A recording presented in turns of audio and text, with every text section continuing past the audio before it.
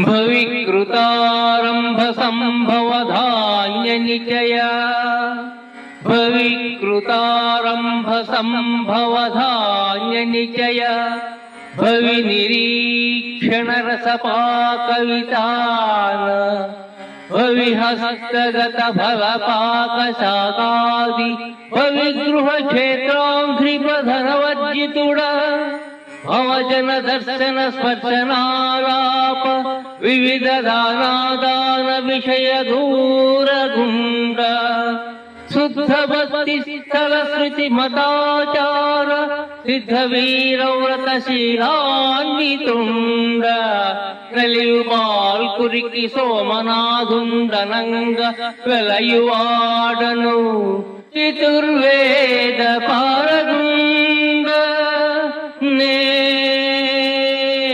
పాల్కురికి సోమనాథుండ చతుర్వేద పారగుండ.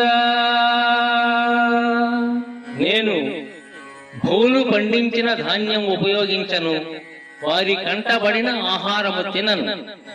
ఫలములు కూరగాయలు బౌలు ముట్టుకున్నారని తెలిస్తే వాటిని సేవించను. వారి ఇంటి చెట్ల కాయలను పండ్లను తినను. బౌలను చూడను, స్పృశించను, మాట్లాడను. వారికి ఏమీ ఇవ్వను, వారి ఇస్తే నేను పుచ్చుకోను. శుద్ధ భక్తి స్థలమును శృతులను పాటించేవాడిని. వీరవ్రతములో సిద్ధుడను, శీలవంతుడను.